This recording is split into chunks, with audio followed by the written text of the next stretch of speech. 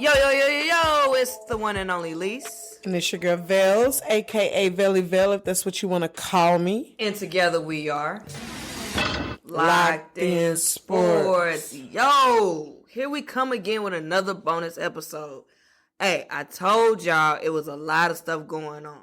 And we already talked about the NFL, but we definitely got to touch on the WNBA and the NBA. Mm-hmm. Craziness, Vils. Yep. Super crazy. All right.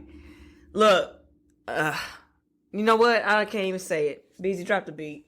Girls, we run this mother. Yeah. All right, the WNBA. Mm-hmm. You know, when we play that means it's the WNBA. And the last time we was on, I mean, we were kind of like getting off into like the playoffs or the finals, maybe. So just kind of recap all of that. The New York Liberty ended up going home with the chip. Mm-hmm. And I definitely could see them doing that, but you know, I was rocking with the Aces. I thought the Aces were gonna definitely was it the 3-peat? Yeah, I think it would have been a 3-peat. Yeah, I was definitely had the Aces 3-peating, but unfortunately, the Liberty knocked them out, and they went on to win the chip. Yep. Anything you gotta say about that? No, I think much deserving. I believe whenever they made those big trades a few years back, I think that we deemed these two teams as super teams. Mm-hmm. Mm-hmm. And it felt right because, I mean, honestly, that first year, whenever that New York team had got together, I thought that they were going to win it all, but they didn't. Obviously, the Aces took care of business. But, you know, I thought that the Liberty's time was soon coming, and you know they took care of business. They did their thing. They took care of business. Yeah, they did. And it was actually some controversy too on that final series with I believe the Minnesota Lynx and the New York Liberty. It was like a controversial call that was either, I can't remember if it was called, a foul was called or a foul was not called, and that kind of sealed the fate for the Minnesota Lynx, man. Mm-hmm. I believe that was like game 4 or something like that. I can't remember now. It's been hella months, but was that the Western Conference or the Eastern? I mean, was that the Eastern Conference Finals? It was the finals. It was the Liberty. It was like the finals. Then they either called a foul on the FISA and it really wasn't a foul. Right. So who was in the finals again? Liberty and the Lynx. Oh, okay, yeah. Cause she's still kind of like salty about it, mm-hmm. And she also admitted to being a sore loser, which is fine, especially in those kind of moments. Like, yeah, I'm gonna be a sore loser. Like, yeah, because we were that close to our goal, and you snatched it from us, right? So you know, in moments like that, it's like you shouldn't let, you know, it shouldn't come down to one call from the referees, man. That means, you know, but that was a really good series. It got a lot of ratings. Like, it was fun, man. The WNBA is definitely on that upswing that me and Vils, I feel like me and Vils had a lot, I ain't gonna say a lot to do with it, but like we had something to do with it because we definitely been shout out to WNBA now for quite a bit of time, way before like it started getting hella popular. So, man, just continue to support. But a lot of offseason moves have been made. Yes, they have. Like, the dub has been shaken up. Like, literally shaken up. Teams that were, like, contending have now blown up their whole teams. Mm-hmm. Like, and one thing that stands out to me, I remember at the end of the Aces season, right, when the Liberty had, you know, kicked them out the playoffs. You know, they beat them.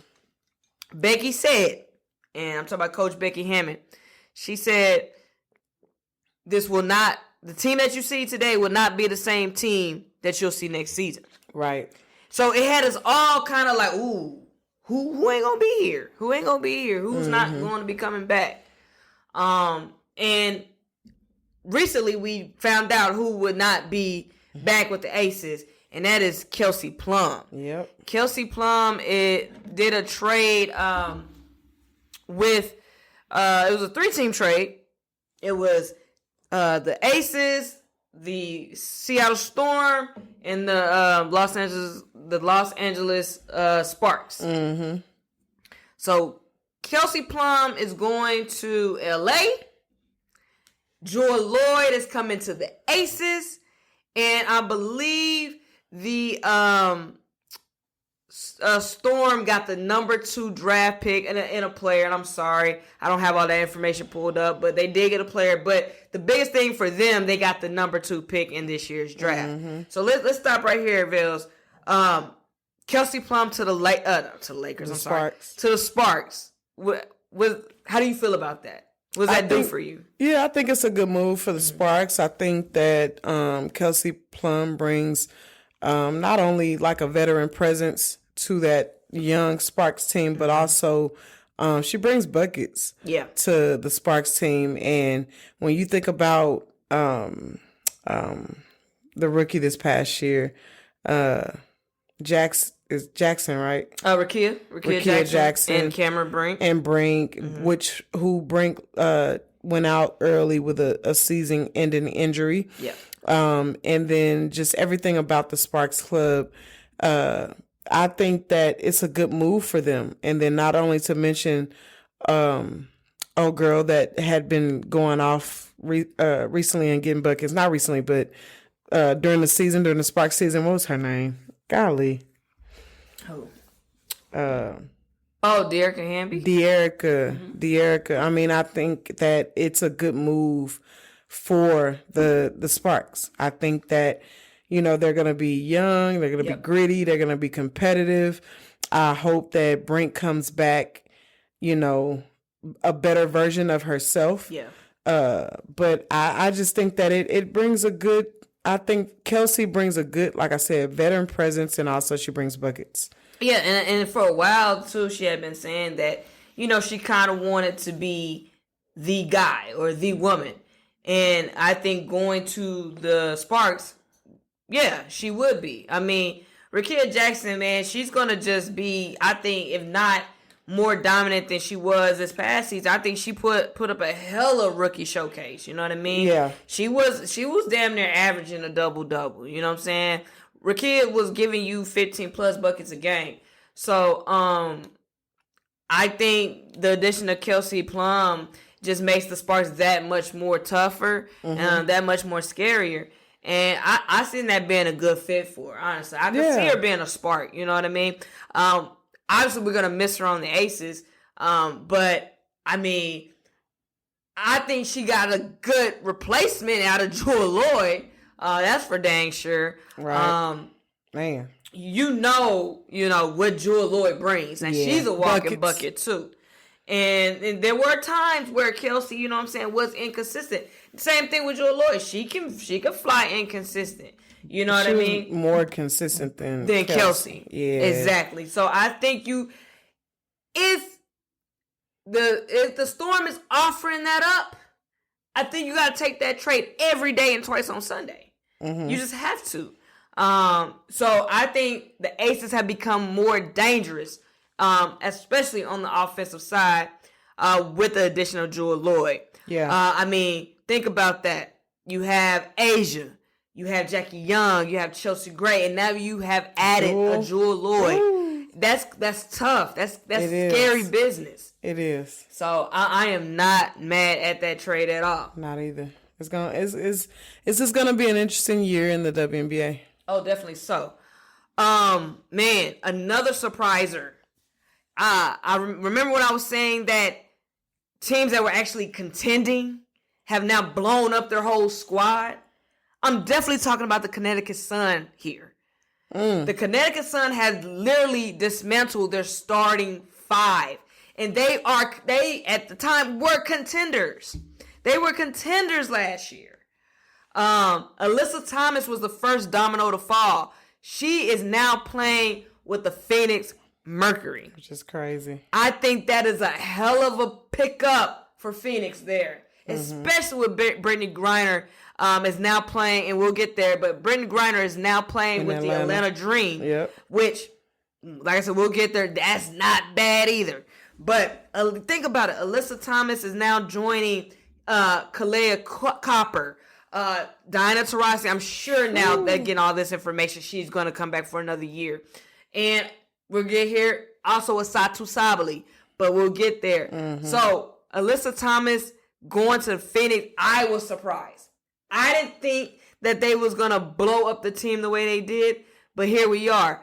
How did you feel when you found out Alyssa Thomas was going to the Phoenix Mercury? I mean, it was shocking because, like, it's Alyssa, and you saw what Connecticut was able to do, not just this past year, but, like, the previous seasons before that. And it's a different look. It's changed. Mm-hmm. And I think, man, it's just different. Everything's just different now. Like, we're normally not used to seeing all of these moves happen in the WNBA like this. Right. I feel like these this stars, is just, like all the stars are like moving. Yeah, and we'll get to the NBA, but it's almost like kind of similar to the NBA with all of the moves and changes that are happening, and so it's making it even that more interesting to like pay attention and watch. Yeah. And so like I'm not. It's gonna be different. Like I know Alyssa, like, because she's playing in the Unrivaled League right now, so I know Alyssa has a lot more to give to the game. Right. Absolutely. And I guess this may be a little, like, I don't know, but like it separates her and DeWanna or whatever. But like, it is what it is. Like, it's a business, and you can't expect them to continue to play together forever. But like, I don't know. I think that it's a good shakeup. It's a shakeup in the league. It's definitely a good shakeup in the league, and things are gonna look different in the W. And I want to say this, like, with Alyssa being the first domino to fall from that Connecticut team, I was just thinking, like, what, they got rid of their heart and soul. Like, make no mistake, AT was definitely the heart and soul of that team. Mm-hmm. So once that happened, I knew they was in a rebuild. And I'm trying to figure out, like, why are y'all in a rebuild? Y'all was literally y'all was number 3 team in the league. Yeah, because you can still compete. It's just like, why you don't have to fix it if it's not broke. Right. You know what I mean? Right. Maybe add another piece or something. With these new players, I guess, coming in the league soon, and the way things shaped out, I just think that they felt like they had to do that. I think Connecticut hit the panic button because soon after, DeJounte Carrington, she got traded to our beloved Dallas Wings, which we're going to get there, man, but hell of a pickup for the Wings. No, it was. Hell of a pickup for the Wings. It was. Man, DeJounte is like what you would consider maybe a 3-and-D, but I more so consider her more of a defensive stopper more than anything. And she just has that fire and that passion, and I love to watch on any level, whether it's the professional level, the collegiate level, or like high school level. You don't see it much at the junior high level, but like when someone loves to get stops and they take pride in stopping you from scoring, like, so I like that type of player, and the Wings did pick somebody up in her like that type of player. That was, man. Mm-hmm. And also Tyasha Harris, another that's their point guard for the Suns. Like, I'm telling you, they blew up their starting 5. She's also going to the Wings. A good pickup there. Mm-hmm. And then last but not least, DeWanna Bonner has also left Connecticut, and she will be playing for the Indiana Fever. And let me tell you something. Ooh. Let me tell you about the goddamn Indiana Fever. They're starting to look different. That different. They gonna be different because it's the passion for me. Because DeWanna has always been a passionate player to me. She's a super competitor, and I think just being a veteran presence in that Indiana locker room, along with who's gonna be a sophomore in the league, rookie. She's not a rookie anymore, but she's gonna be a sophomore in the league. Caitlin Clark, like that's dangerous, man. And then not to mention that they re-signed Kelsey Mitchell, who had an amazing year this past year with the Indiana Fever. So, it's like a little different. Indiana, like, for real, on paper, you have to take notice. Think about the starting 5. Listen to this: Caitlin Clark, Kelsey Mitchell, Aaliyah Boston, man, DeWanna Bonner. And I don't know who the 5th one is, because Alyssa Smith has been traded to the Dallas Wings. And we're going to get all this. Everything's different right now, man. So it's like, think about that. Yo, hats off to the Indiana Fever organization for building a team around Caitlin Clark. Mm-hmm. They are not playing around. Did they make the playoffs and they lost like in the first round or something like that? They are built to go the distance. I'm telling you that right now. Yeah, Indiana Fever are built to go the distance. So please take notice. Now, again, this like Vel said, this is gonna be Caitlin Clark's sophomore year. Trust me, she's taking heed to what y'all tried to do to her last year. And she's getting a break, like she's getting a rest. Yes. Like she's not playing in Unrivaled League. She's not playing overseas.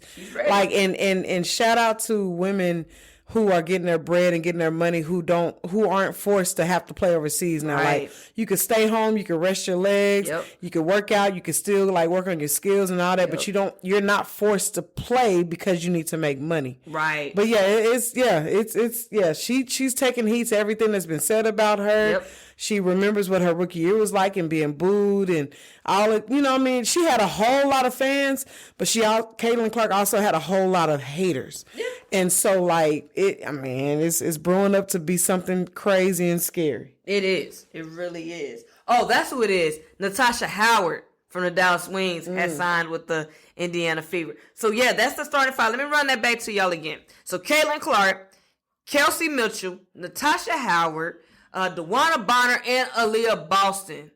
That's a scary top five. Scary hours. So, like, look, just get ready when the season starts. Because Indiana Fever is not effing playing with none of y'all. Right. Like Satu. Yeah, Satu. Yeah, Satu Sabali. Unfortunately, we lost her. She was traded to the Phoenix Mercury. Along with Alyssa, along with Kalani Brown, one of our twin towers, man. So here's the thing, man. I said we don't need to keep both of them.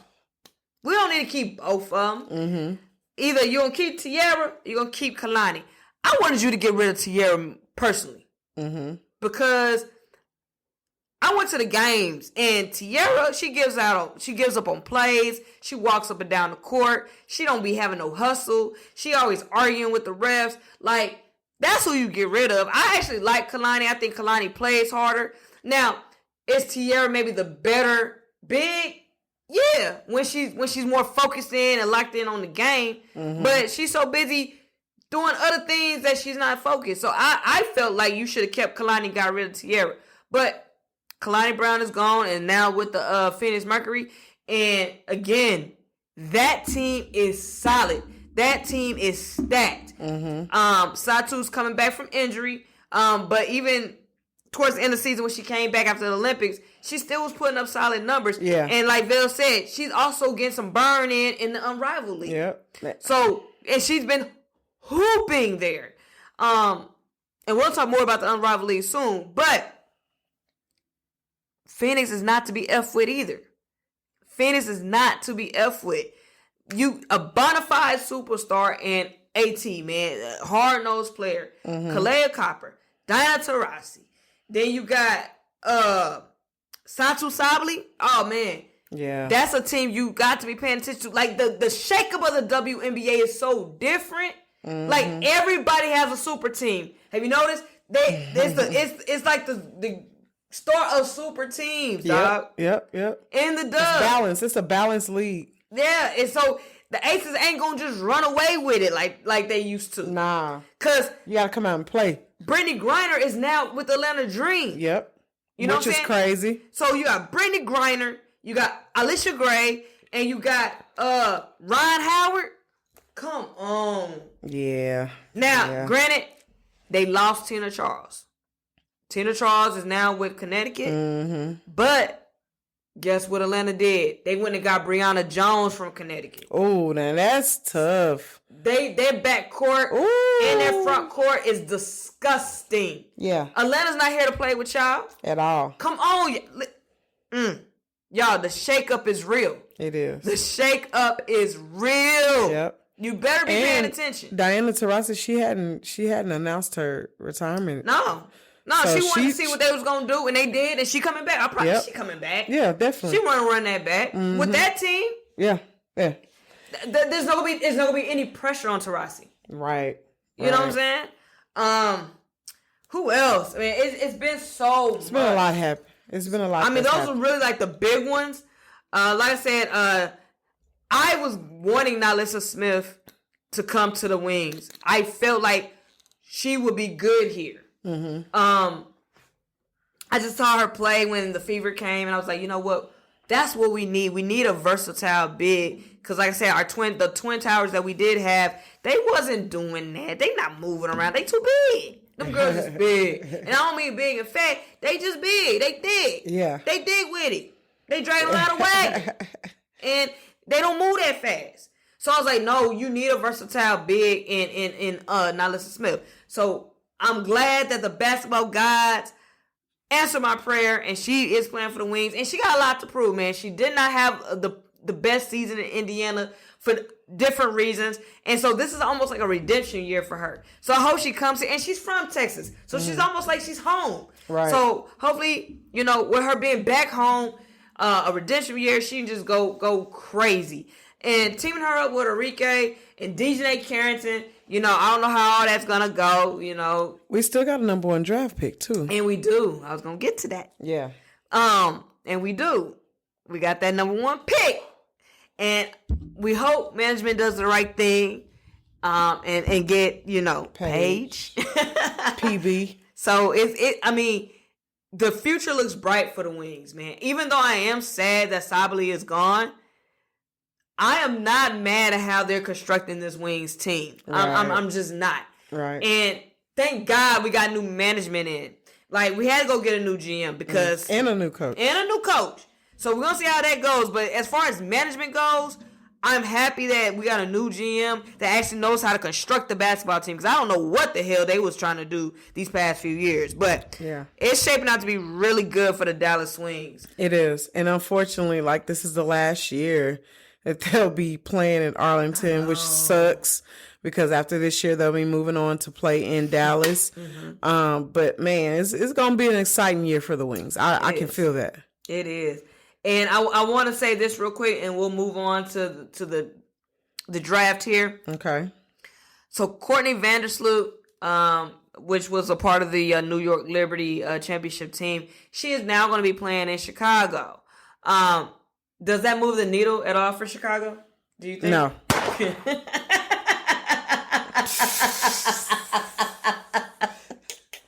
It doesn't. No.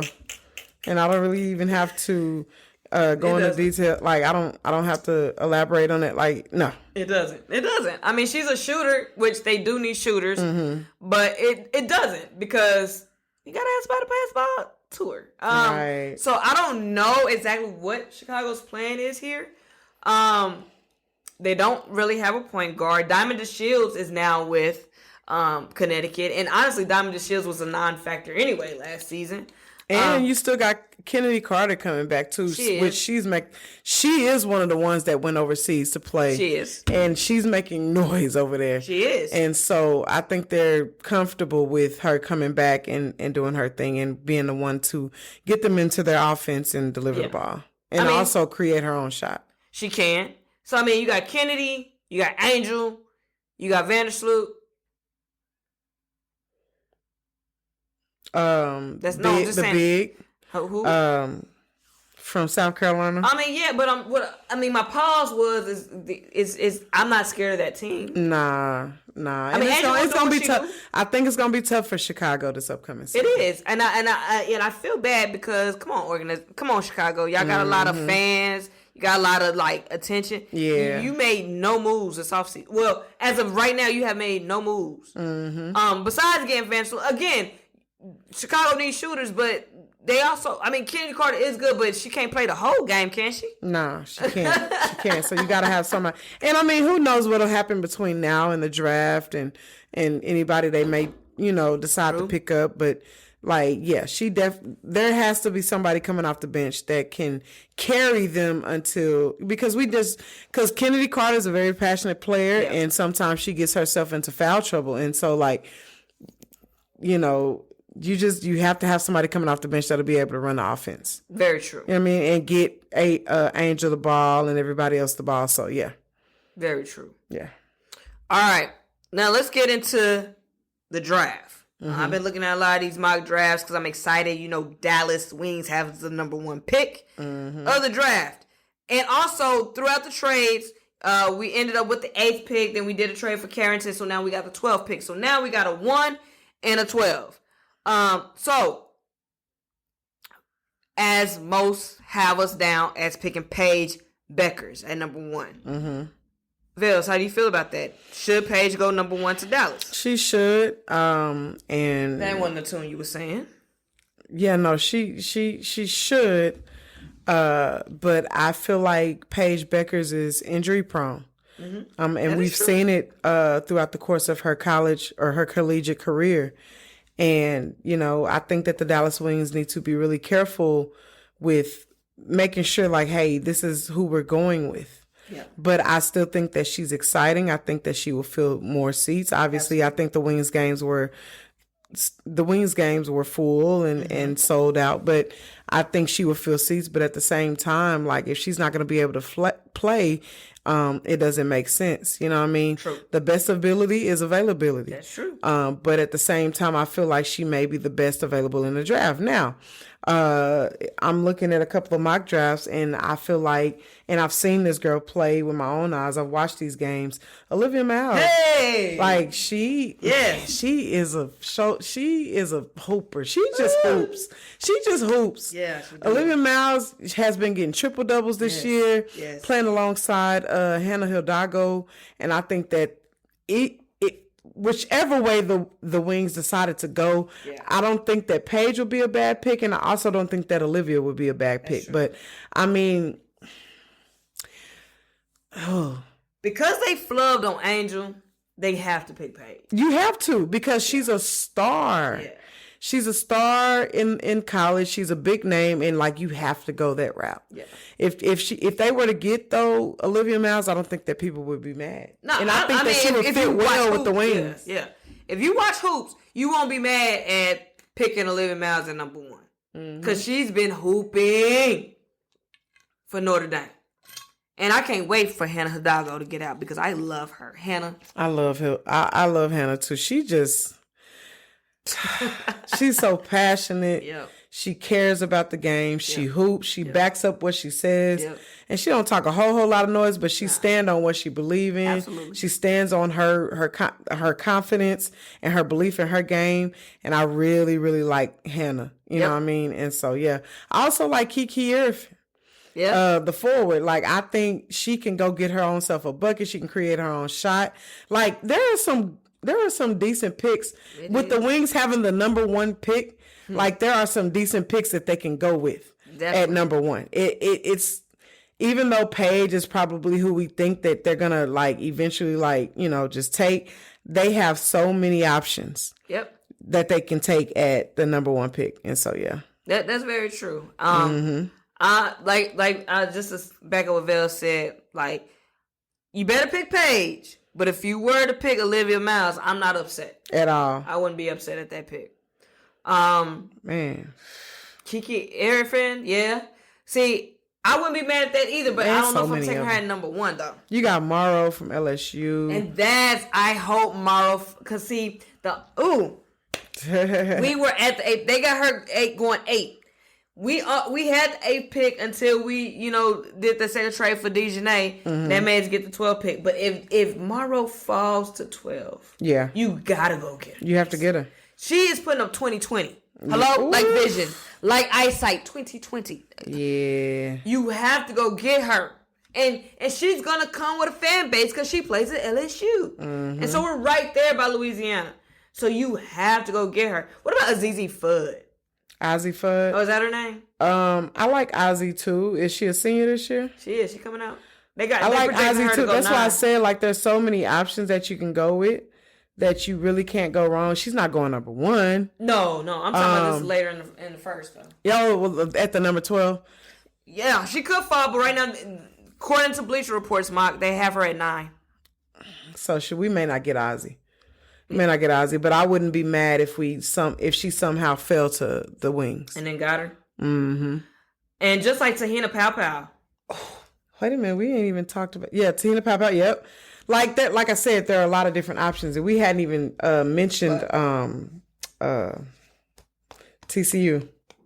Van Lith? We hadn't even mentioned Van Lith. They don't even got her going top 10. She may not go top 10, but whatever team gets her, that's gonna be nice. Gonna be I wouldn't like if she falls to where we can. I would take that. Yeah, I'll take HBL. Yeah, Haley. Yeah, she has elevated her game. Like she brought her game back to prominence once she got out of LSU. She wasn't playing her game at LSU. Now that she's at TCU, I feel like her drag stock should have went up, but they don't even got her in the top 10. Man, now Sedona Prince, they got her at the 12th spot. Yep. I would be mad at that. Nah, she does. She's doing her thing this year with TCU. She's 6'7". Yes. Only 24. Yes. Like, I think that's the type of big, when you talk about like Kaylani Brown and other one from Mississippi State, like Prince is the type of big that I want. Yeah. Somebody that's gonna be aggressive and get buckets and be dominant in the paint. Like, I mean, it would be nice. I would definitely look. If Anissa is gone at 12, I'm grabbing Sedona. Yeah. You have to. And she can stay. Like, she ain't got to look for nowhere else to stay. Yeah. She can be here. Like, I'm grabbing Sedona. That makes sense. I'm grabbing Sedona. I don't even know where they got. See, they don't have HBL going in the first round, which is a disservice. Because she's like, I think she's like nominated for like, I forgot what award, but she's nominated for one of them awards as like one of the best point guards in the league. In college. Well, she's been in college long enough, so I mean, I wouldn't be, she's grown, she's learned, but she's been in there for a minute. Yeah. She started out with Louisville. You got to remember that. And then she went to LSU. That didn't quite work out like they want. Yeah, and then, at TCU, she's hooping, but yeah. Yeah. I'm just saying, the shakeup is real. It is. It's definitely real in the WNBA. And I'm excited about this year's draft because there's some talent coming out this year, and there's going to be some more talent coming out next year because I think that's when Fly J is going to come out. So I'm going to be excited to see who lands old Fly. Yeah. Oh, man. All right. Let's get into the Unrivaled League. Okay. The Unrivaled League, man. This is that 3v3. And I'm telling you, Vils, I've been excited watching them play. It's been exciting, and I've been excited to watch them play. So the Unrivaled League was co-founded by Breonna Stewart and Nafisa Collier, and I'm telling you, this thing is based in Miami, and these girls battle every Friday, Saturday, and Monday, and I have been thoroughly entertained by the hooping I've been seeing. And what's so special about 3v3 is you can't hide. You cannot hide. Nope. So if you can't play defense, guess what? Everybody knows you can't play defense. 3v3 basketball is one of the I'm trying to think of the word, like one of the things that helps you learn how to play basketball for real. Yeah. You know what I mean? Like cutting, screening, moving without the ball. And then at the end of the day, like getting a bucket, you know what I mean? But Unrivaled has been exciting. It has definitely been exciting. Right now, it's like 6 teams that are in this league. The Lunar Owls, the Laces, the Mist, the Phantom, the Rose, and the Vinyl. Right now, the Lunar Owls are 6-0. Yeah. 6-0, undefeated. Ain't nobody beating them. And that is a tough squad. That is a tough squad, the Lunar Owls. Lunar Owls, yep. Let me tell you who is on that team, man. You got Shakira Austin from the Mystics. You got Cameron Brink from the Sparks. She's not playing due to her ACL injury. So she will be playing Unrivaled next year. You got Nafisa Collier from the Lynx. Skylar Diggins-Smith from the Storm, Alicia Gray from the Dream, and Courtney Williams from the Lynx. And they're undefeated. Undefeated. You got bona fide hoopers on that squad. Right. And right now, can no team find a method to beating them? Right. And I really do enjoy watching the Lunar Owls play.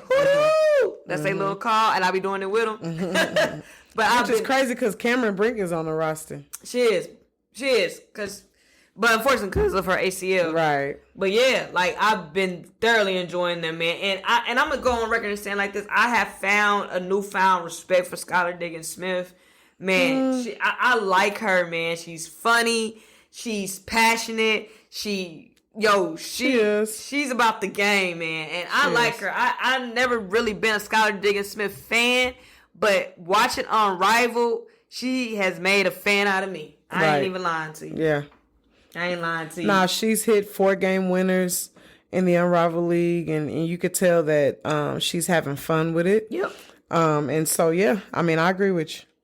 And then also coming in number 2, the Laces sitting at 4-2, man. That is a tough team. Mm-hmm. The Laces are a tough team. So who's on that team? We got Big Mama Steph. That's Stephanie Dawson, Tiffany Hayes, Kate Martin, Kayla McBride, Alyssa Thomas, and Jackie Young. Tough team. When I say those names, you already know that's a tough squad. Right. And they're finding ways to win. I think a couple of them are hurt right now. And what's so cool about the Unrivaled League, like if you're hurt, they'll bring some other girls in, let them get some burn in until you recover and get better. So it gives them exposure as well. But my favorite player so far from the Laces has to be Kayla McBuckets. That girl be drilling, killing. Yeah, she do.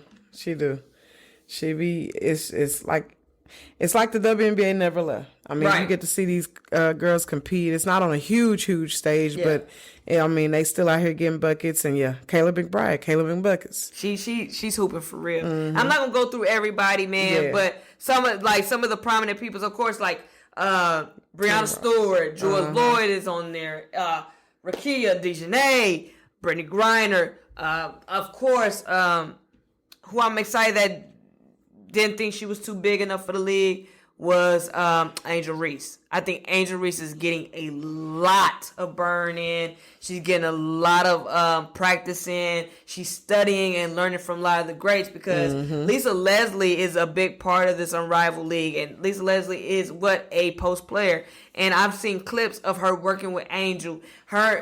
Angel, Nafisa, Lisa Leslie, all working together during practice and stuff. Like, Angel's going to benefit a lot from this league, man. And I'm excited to see her leap in year 2, man, because she grabbed 15 rebounds before she was ejected out of a game. She only played 7 minutes. Man, that's crazy. That's scary.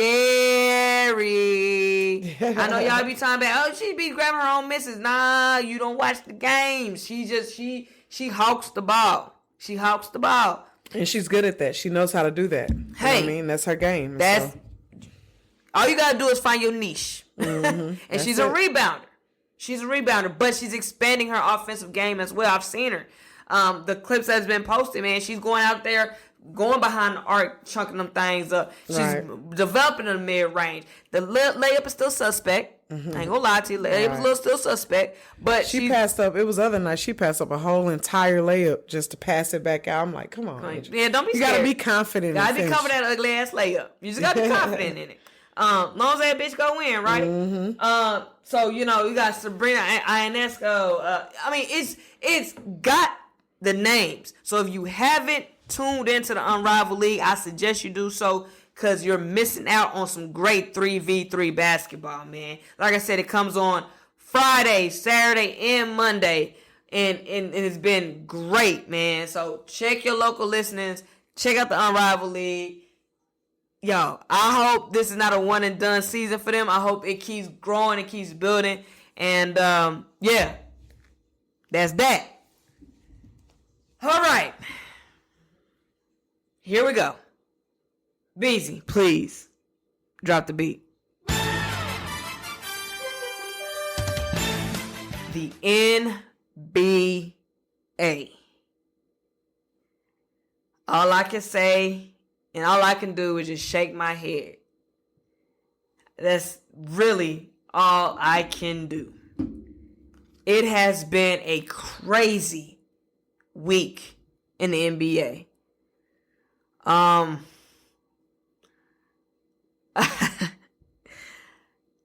A really, really crazy week as we approach the trade deadline. there has been some crazy, some unimaginable, some confusing, some heartbreaking, all of the adjectives that describe sadness, trades that have transpired. Yep. I'm just going to start this one. De'Aaron Fox is now a Spur. Zach LaVine is now a King. I am not mad at that trade. I think the Spurs have gotten better.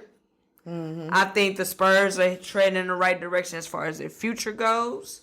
De'Aaron Fox will pair well with Wemby. I can't wait to see what that looks like. Mm-hmm. Especially with Chris Paul still on the team, bringing his veteran leadership like he does. I am not mad at that trade. The Kings aren't going anywhere anyway, right? So De'Aaron Fox leaving, that's probably the best thing that he could do for his career. Nah, for real. Cause yeah. What do you got to say about that? I mean, he's been there since he was a teenager, and they really didn't, accomplish a whole lot. But they did have some good times, lighting the beam and all of that. But I just think that it was time for De'Aaron Fox to move on. Yeah. And I think that it was a good move. Now, I will say this, Wemby is a freaking alien, right? And that's his little emoji symbol anyway for him. He's an alien. But they still don't scare me. I don't think De'Aaron Fox going to the Spurs moves the needle. I haven't seen them play yet. I haven't seen them play. I don't know. I'm just talking from just the move in general. But I do like the move for Fox. I do like the move for Wemby. This is pretty much this is Chris Paul's replacement. Yeah, absolutely. I don't know if Chris Paul will still be with the San Antonio Spurs after this season. I don't see it happening. I think Chris Paul needs to retire. Yeah, yeah, he does. He may need to retire, but yeah, it doesn't move the needle for me. But it can get scary. I mean, it's Wemby and it's Fox, and I think Fox has gained a whole new motivation just going to a different team. You know what I mean? Yeah. When you go from a team that drafted you and you've been there since a teenager, and we'll get to the other one in a minute, but when you go from that to another team, like, it gives you a new sense of hope, it gives you a new sense of life, and it could be a good little duo between him and Wemby. Fox is still pretty young; he's not super old or whatever. But for me,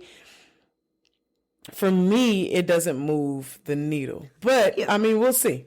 I don't think it moves the needle right now, but I think you build on that because the Spurs actually have a nice little core, right? And I'm not saying that adding De'Aaron Fox makes them a playoff team today, but I would look for them to make the playoffs next year for sure. Yeah. I can see that. Mm-hmm. It brings excitement to San Antonio, which San Antonio is a boring city to me. I'm sorry. I like San Antonio, but it's a boring city. It's some good Mexican food there, and you got the Alamo. You got the Alamo and all of that, and Riverwalk. But it's not anything super, super, super exciting happening in San Antonio. Yeah. It's not a huge market. But one thing I will say is those fans embrace their superstars. They love their Spurs. They definitely love their Spurs, and so that could be good for them. And so I'm happy for I guess the Spurs fans. Yeah. It's bringing them back to prominence, man, because it was a time, man, Spurs was running dominant. Dominant. Five. Like championships ran through the Spurs, bro. Yep. Seriously. Mm-hmm. So it's good to see them, up on the upswing. Now, what about Zach LaVine? Zach LaVine to the Kings. What does that do for you? Does that move any needle? No. And I hate to sound like this, but it don't. Like, some teams just don't scare me. You know what I mean? Like, he just don't scare me. But I am happy that Zach found his way out of Chicago. Yeah. It doesn't seem like he was happy there. He also reunited with DeMar DeRozan, and so I guess these are one of those things like we just have to see. Yeah. But yeah, it doesn't move the needle for me. I don't know how you feel, but no, it doesn't. It's not a mover needle. Needle mover. It's not a mover needle. A needle mover. That's good. Yeah. So no. But if you can get out of the dumpster fire that is Chicago, I think you should. You don't want to be there. They're not doing anything, and it doesn't seem like they're trying either. So good for Zach LaVine. Again, maybe some pieces next year. We may, Sacramento could be a play-in team. We'll see. Yeah, the West is wide open. West is big. West is ever evolving. Yes, it is. So put some pieces together, get back out there next year, and let's see what happens. Yep. I guess the moment we've all been waiting for, what we all came here to discuss, the trade seen and heard all around the world.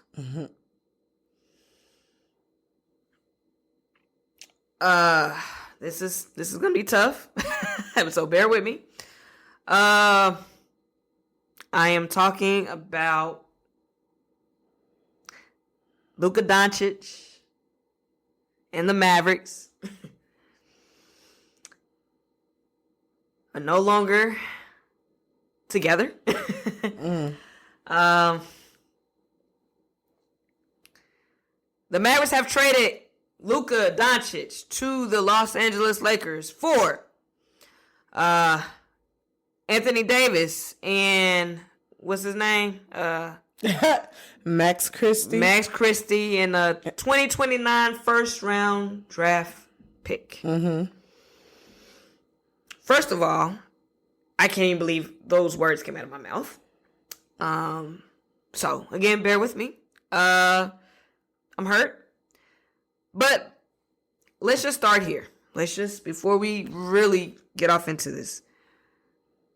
Where were you when you heard about this trade? What was going through your mind? Yeah, just paint the whole scenario for us, Mills. What tell us your side. Okay, so this is probably, well, it is one of the biggest trades in NBA history. Given that Luka is only 25 years old, 5-time first team All-NBA, led the Mavericks to an NBA Finals just this past season, the 2023-2024 season. Anyway, I was at home, obviously, and, well, I won't say obviously because you guys don't know me like that, but I was at home, and I had just got through watching the Los Angeles Lakers versus the New York Knicks. Now, mind you, this was a Saturday night game, so it was televised on ABC, and I was just at home. Watching the game, Lakers that night did not have Anthony Davis, and so, I didn't really have high hopes of us winning, but the Lakers ended up playing really well against the Knicks team who had just won 5 in a row. And my guy, the living legend, LeBron James, had just gotten a 30-point triple-double.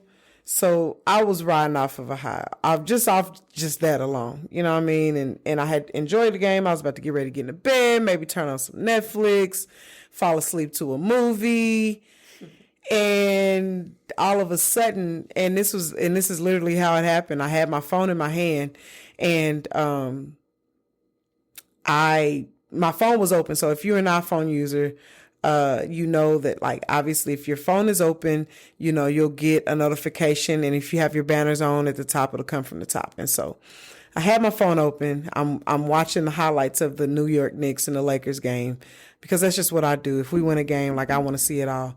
And so I saw something that said breaking, and, it had the alert emoji or whatever.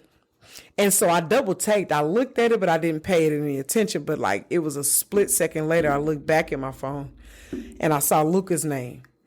And I could not read that notification fast enough. I'm not kidding. Like I saw Luka's name and that's all I saw. I didn't see whatever else it said. I just saw Luka's name. And I read the notification and it said, Luka Doncic has been traded to the Los Angeles Lakers for Anthony Davis, Max Christie, and a first-round pick. And when I saw that, I went into complete shock. And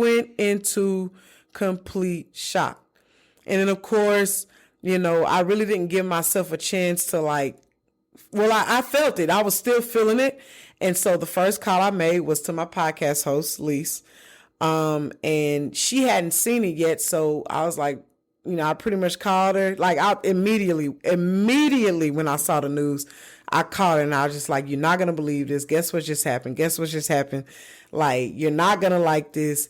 And she was caught off guard because she was playing, I don't know, she was on a PS5 and I delivered that news to her. And yeah, that's where I was whenever I found out about Luka being traded for AD to the Lakers and then AD going to the Mavericks. It was probably I will never forget. I will never forget that moment. And whether this works out for the Lakers or the Mavericks or vice versa, I don't know. But I will never forget where I was when I received that notification, what game it was, who had just played. Like, I will never forget that. I'm still in shock, and I still can't believe it. I do feel really, really bad for the Mavericks fans because Luka was their guy. Luka was the franchise player, the guy who had got drafted by the Atlanta Hawks, and on the same draft night, was traded for Trae Young. And so Atlanta ended up with Trae Young, Dallas ended up with Luka. But yeah, I do feel really, really bad for the Mavs fans. It's been a lot for me, and I know Lee's gonna go off, but like for me, it's been like kind of like surreal. It's shocking because for one, and I'm talking about the Lakers specifically right now.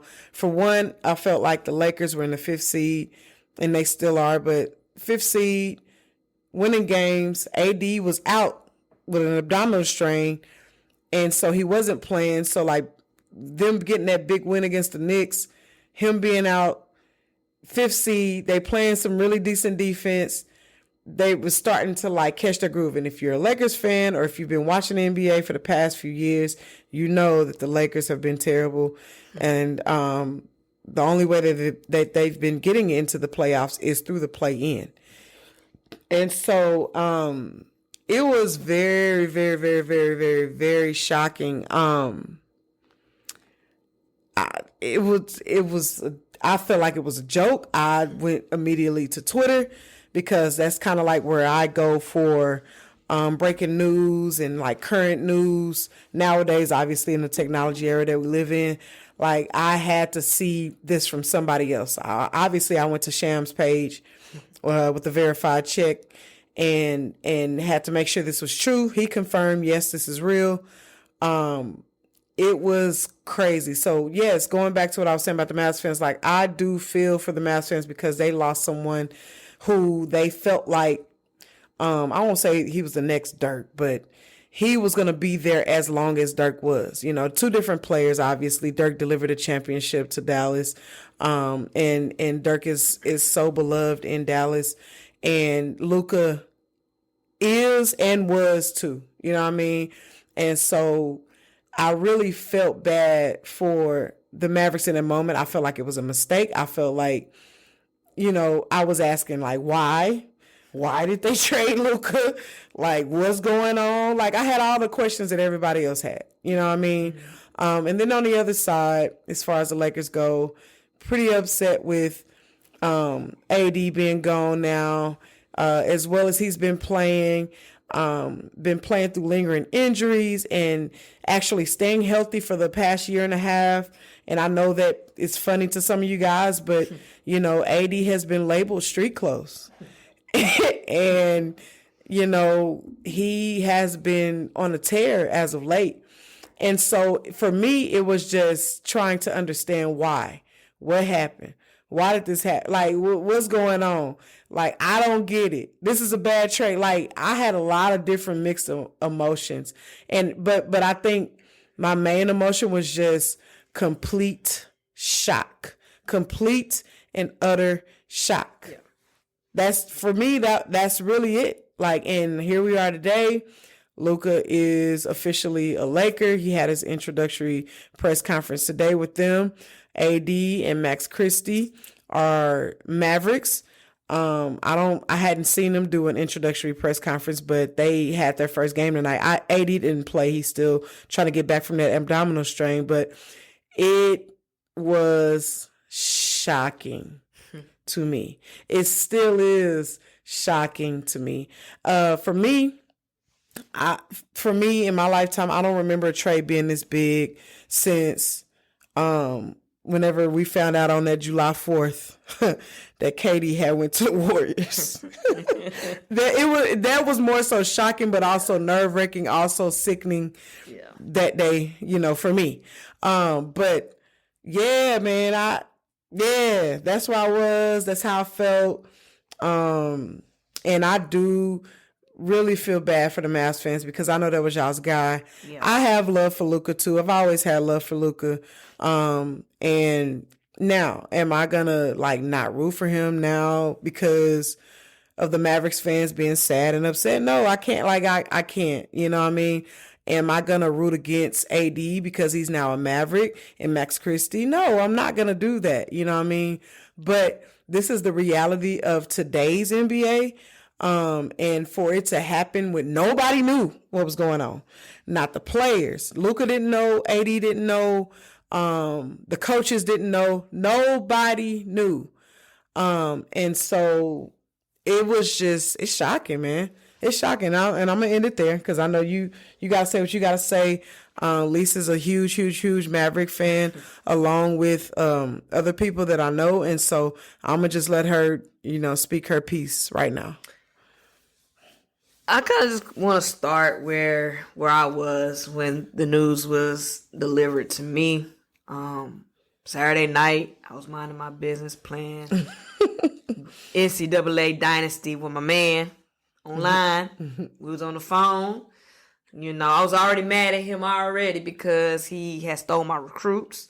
So I was already kind of in a pissy mood, but I was okay. You know, we were just having a good time online playing the game. My phone ring. Well, I was already on the phone, so my line beat. It's Cavell. Vales, I'm sorry. AKA Vales. It's okay. And it's late. You know, it's about 11-ish, 11:30 maybe. She ain't calling this late for nothing, right? So I was like, what she want? It's kind of late. So I click over. She was like, you won't believe this. Now, at 11:30 at night, getting a call from Vils at this time of hour, talking about you won't believe this. Mm-hmm. I'm already thinking like something bad has happened. So I thought somebody had, passed away or died. So my heart sank for a little bit. It just sunk. And I'm like, what? And you're like, you're not going to believe this is about the Mavericks. And so then I kind of felt like joy, like maybe something good has happened. Mm-hmm. But she said, you're not going to like this though. And then immediately I felt crazy again. I'm like, I was thinking like, okay, oh Lord, who do we trade? Kyrie, PJ. I went through all the things and I'm trying to like grab my phone and get on Instagram or somebody to see. I'm typing in Dallas, whatever. She was just, I'm just going to let you see it. I'm just going to let you see it. And I was like, what is going on? And I get on Instagram and I see Luka's face. And I read that trade. And it was AD's face. And first thing I said, I was like, this ain't real. I was like, man, come on, stop playing. This ain't even real. Right. So this ain't real. There ain't no way. There's no way this is real. And she was like, I don't know. It's starting to be everywhere. So here I am. I'm trying to go through all the verified sources, the Bleacher Reports. It's everywhere. Yes, and it's starting to pop up everywhere. Shams. It's starting to pop up everywhere. And I'm like, there's no way. No way. Like, this cannot. What? Yeah. What? And I'm looking at the terms of the trade. I'm like, this don't even add up. Yeah. Not saying AD's a bad player, but Luka's arguably is one of the top 3 players in the league, right? Mm-hmm. And to get an AD and a Max Christie and a 29 first, that's not that. When other teams is racking them like 5, 6 first round draft picks for their star players, and Luka's a generational talent. Mm-hmm. But I wasn't even at that point yet. I'm just still stuck at that he's been traded.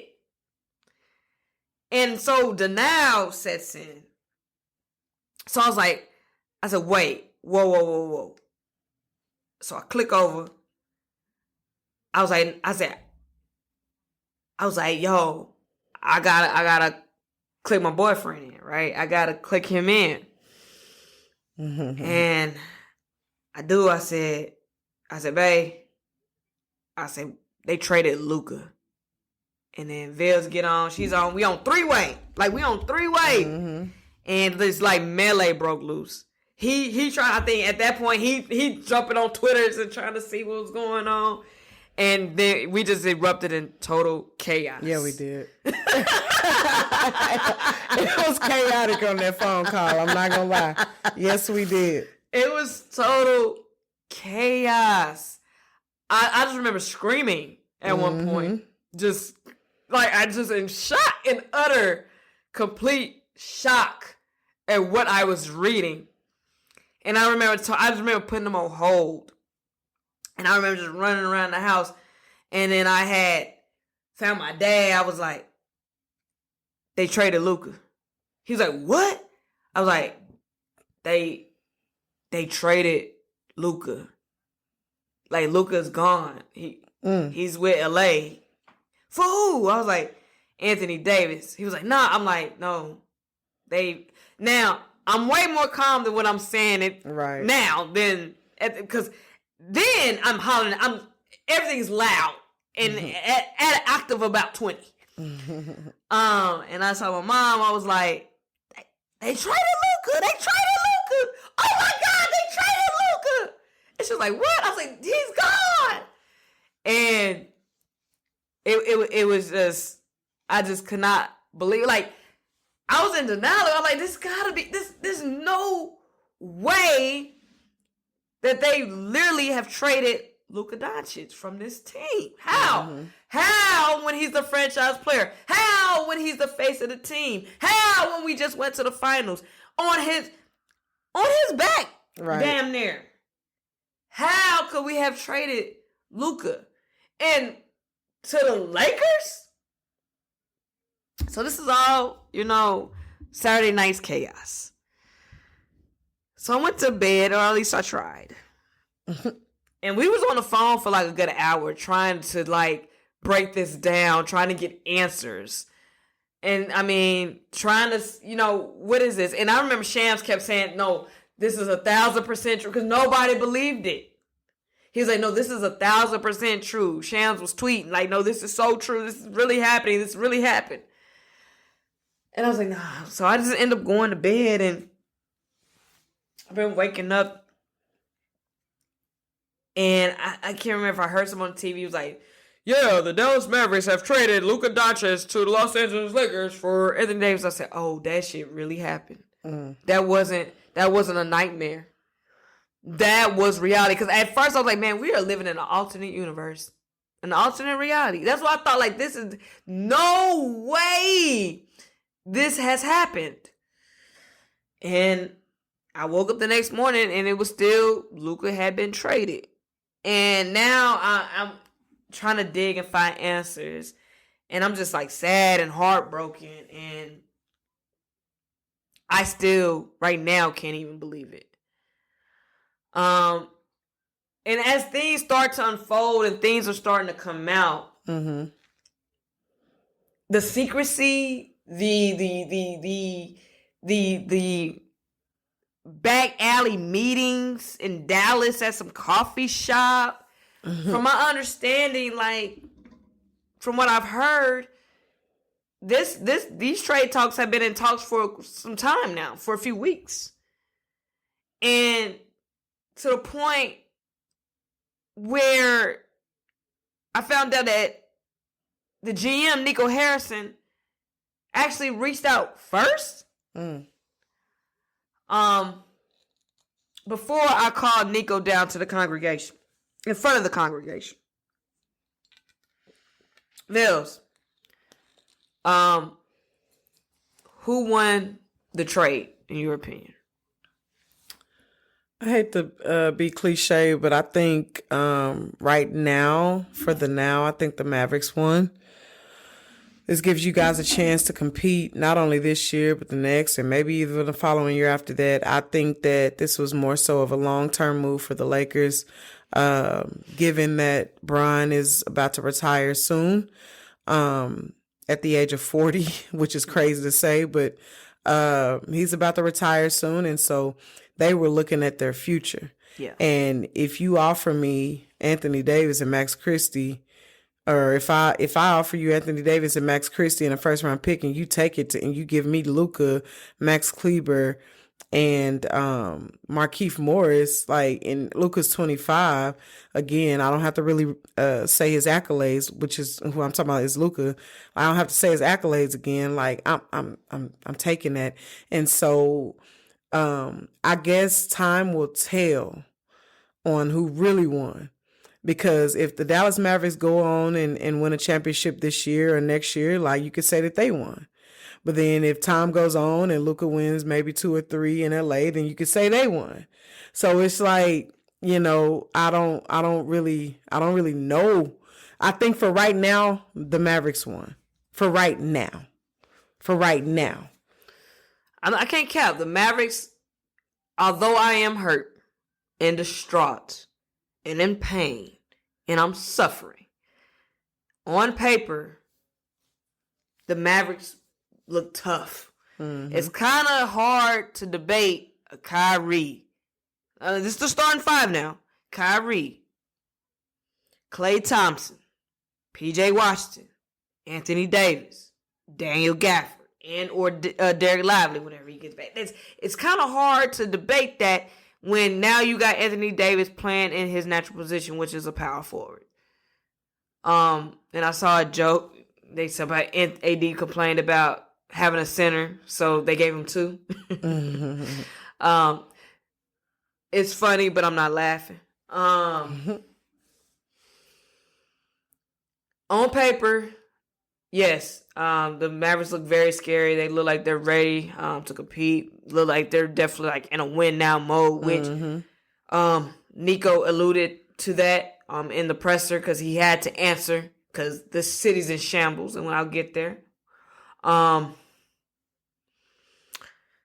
Yeah, so right now, yes, like Vel said, I believe the Mavericks did win the trade in the short term, in the interim. Mm-hmm. But in the long term, yeah, the Lakers did because they're getting a perennial all-star, bona fide superstar, a generational talent who is now getting ready to enter his prime. And how you let that go for an aging, injury-prone player that is, hey, he's having a hell of a season. I can't discredit that he is. But to me, it doesn't make sense. And Phil, do you have anything you want to say real quick? You say that AD is injury prone, and we know his history. Yeah. But we can also say the same about Luka. We can. Luka has endured. But I'll take 25 injuries over 32. Yeah. But Luka has endured his injuries too, and then also not to mention everything now that's been coming out and as to why they traded him, and talking about like his conditioning and his issues like as far as like diet. See, I don't care. Right.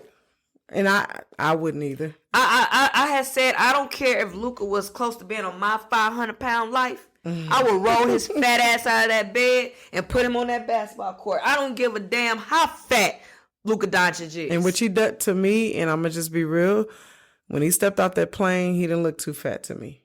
Didn't look too fat to me either. He laid and gained a little weight. He don't look that big. But to acting like the man is a roly poly oly. Yeah. That ain't right. Don't sell me no. And not to mention he's giving you still 38 and 8. I don't give a damn how fat y'all think Luka is. For your point exactly. If he still can come out there and give you 38, 8, 39, 9, 30, 10, 10, 12. And take you to the finals. Luka, you can eat as many hot and ready pizzas as you want to.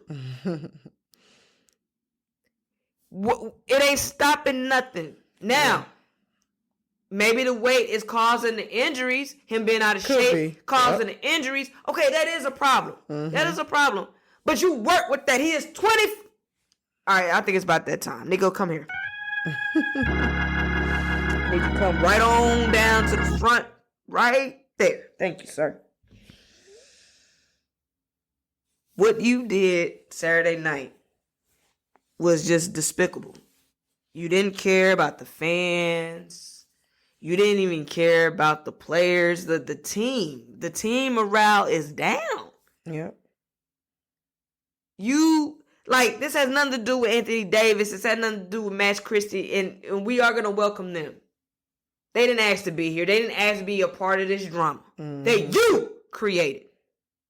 You created this. You did this. Nobody call asking for Luka. Nobody has called asking for Luka because from our understanding, he was untradeable. There was nothing that you can give that you would take for him.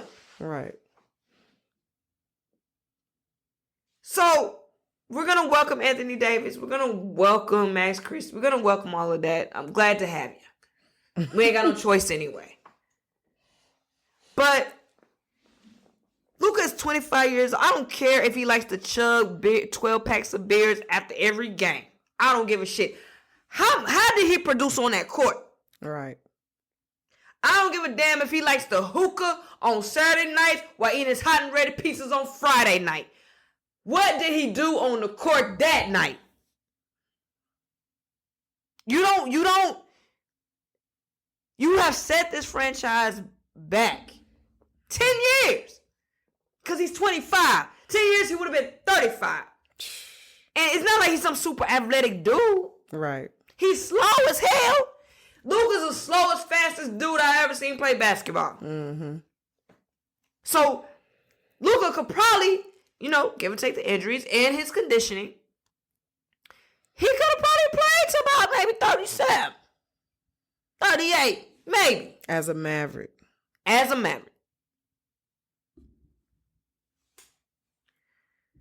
The lack of compassion, though, not only do you do a surprise trade, nobody knew. Poor Danny Ainge. Poor him. He was a pawn in it. He up here looking stupid as hell. Cause he's what did he say? He said, had he known. Yeah. Danny Ainge did not know that he was helping the Lakers trade for Luka. He only had 30 minutes notice, quote, and that LA was landing Doncic, and then by the end it was too late whenever he tried to do something about it. Yeah. He didn't even know. He had already agreed. Because it took a third team to make this happen. Mm-hmm. So the city is hurting. The city is crying. The city, because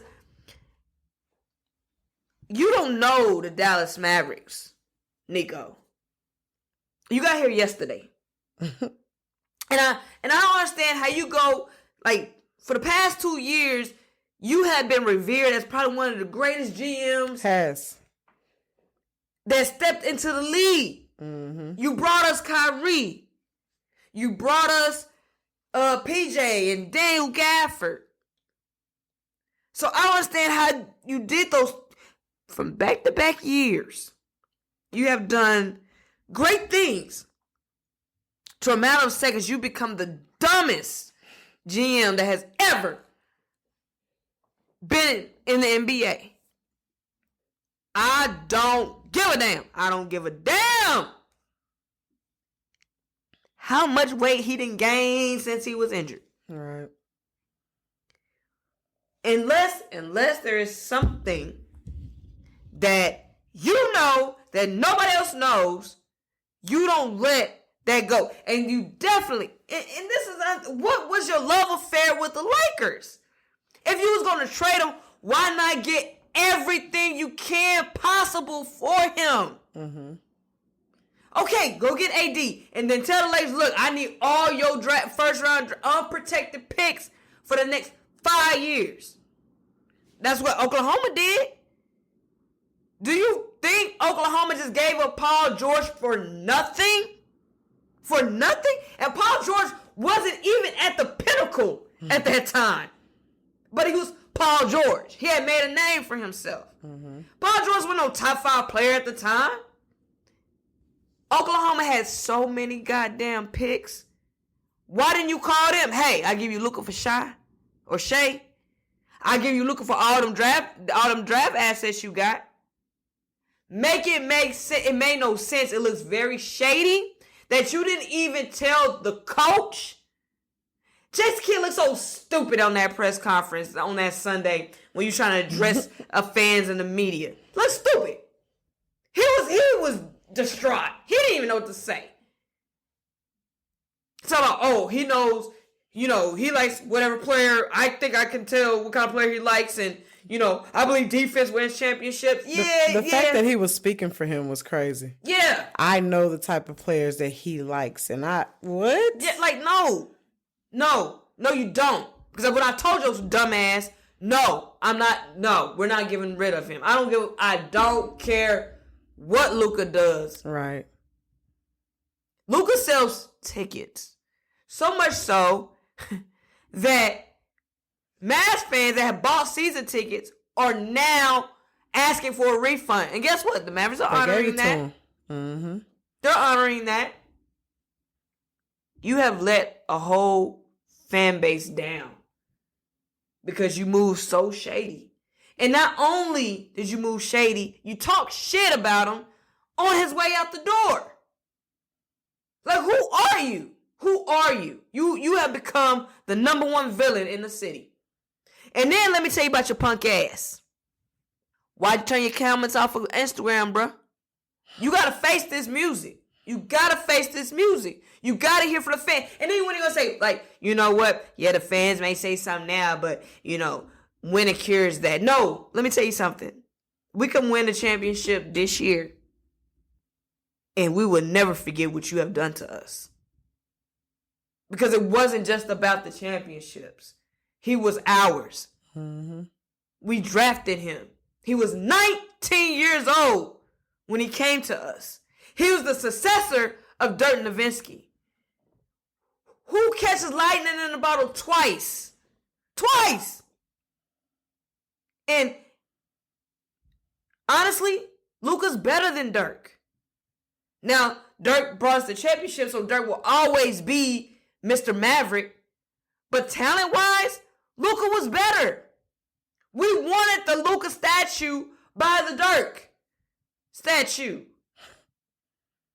You know what? That was out there by Dirk said a memorial service for Luka. Mm-hmm. People was bringing caskets, flowers, candles, jerseys, Oscars, signs, everything. Mm-hmm.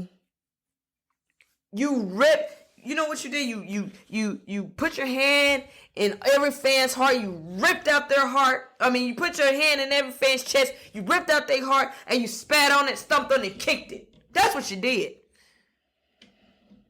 It ain't almost safe. Like he wanted to do it on purpose. Like and like you was sickening.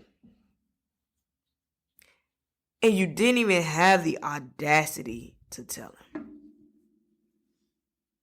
And then they ask you, have you heard from? No, he probably doesn't want to talk to me. You damn fucking right he doesn't. He don't want to talk to you. Right. We don't even want to see you. If it was up to me, Nico, your ass would have been fired.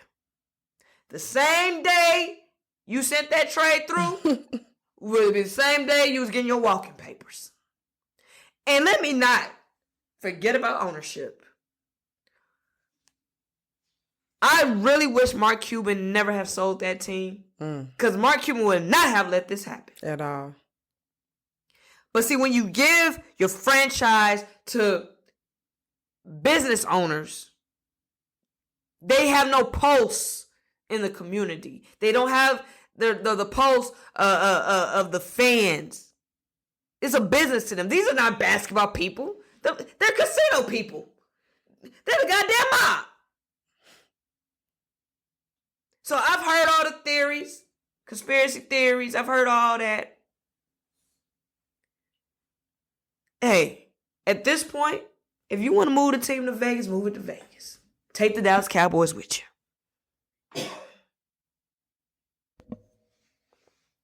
But you have hurt us deeply.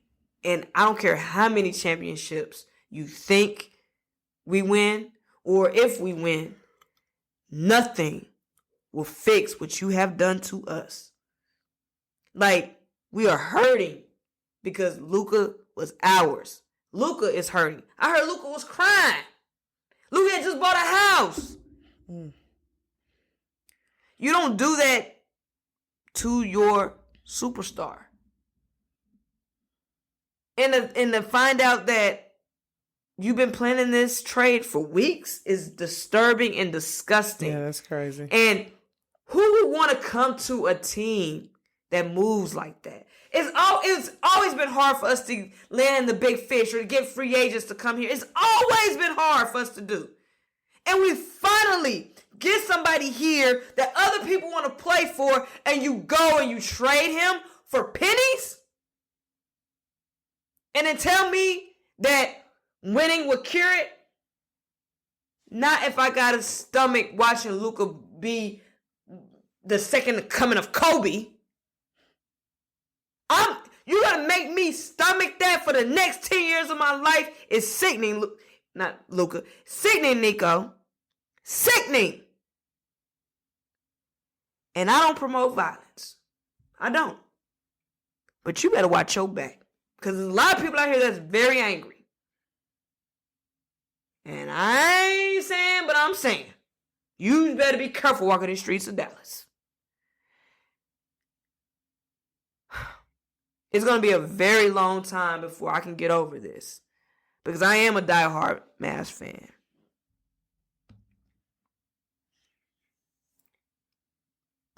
Man.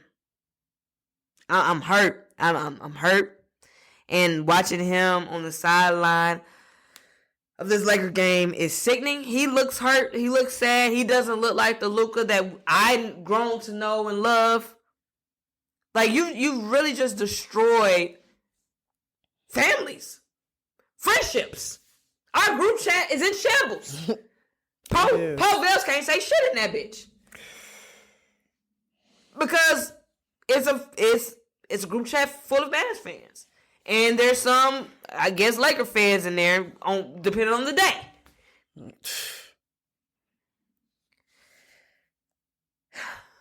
I didn't go as hard as I thought I was going to go.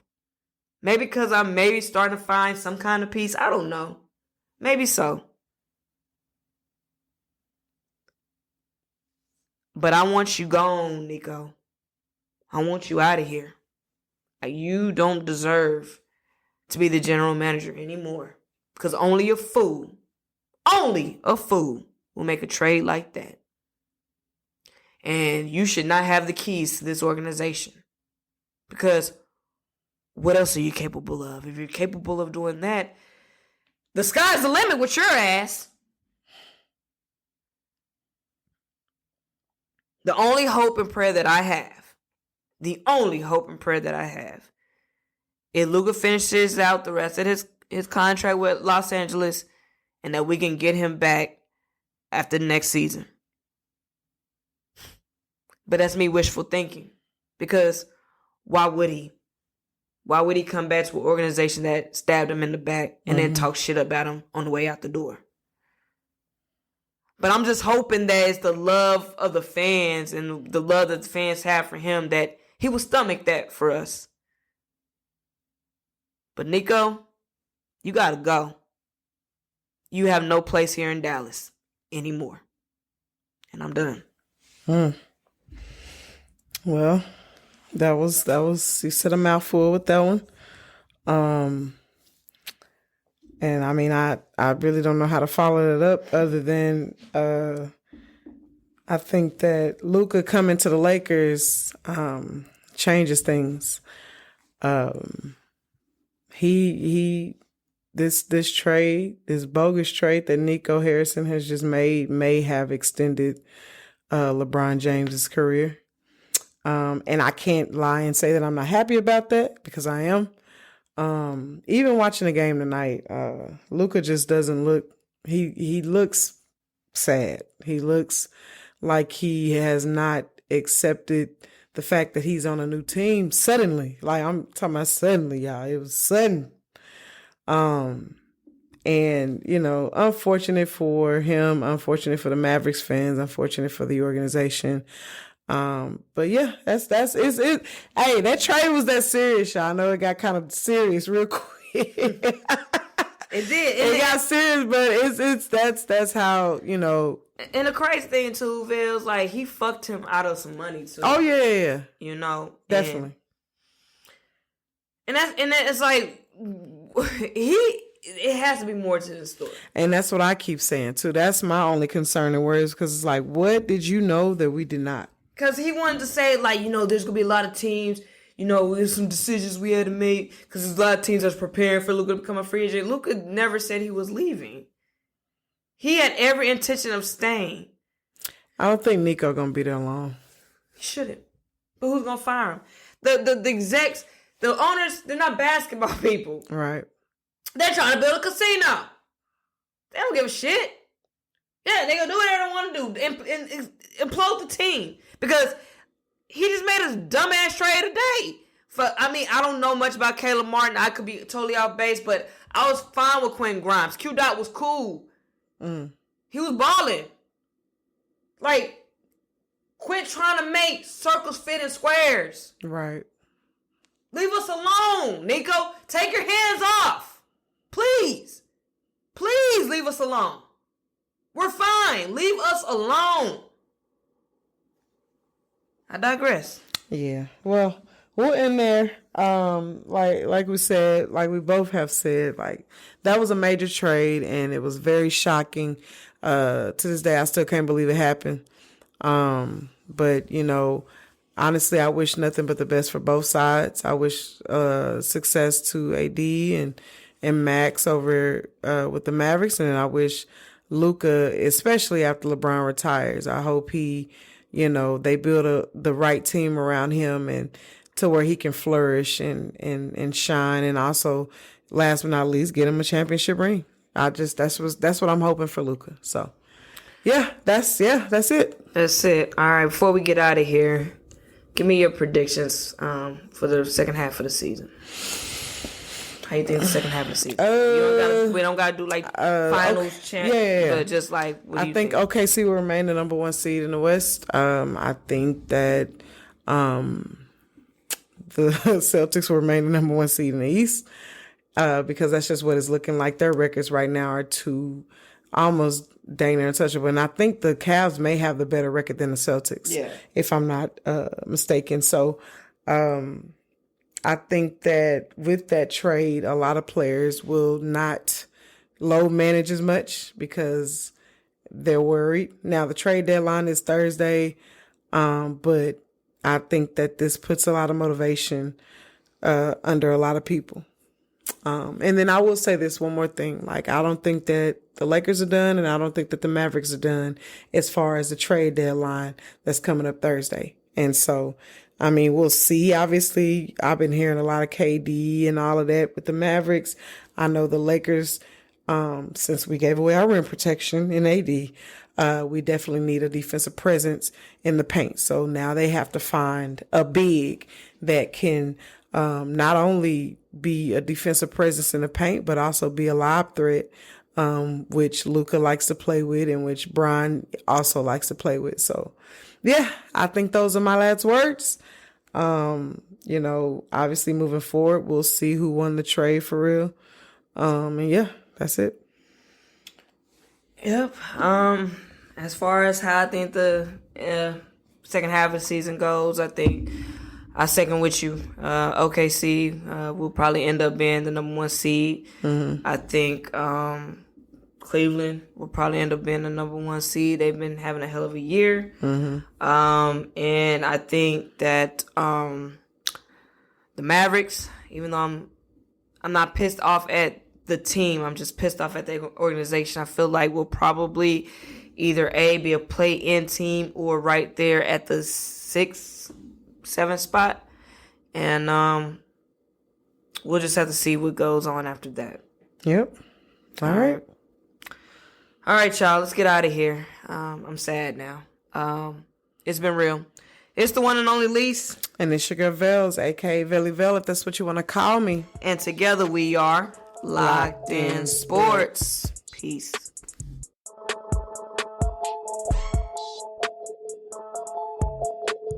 I like sports and that's it.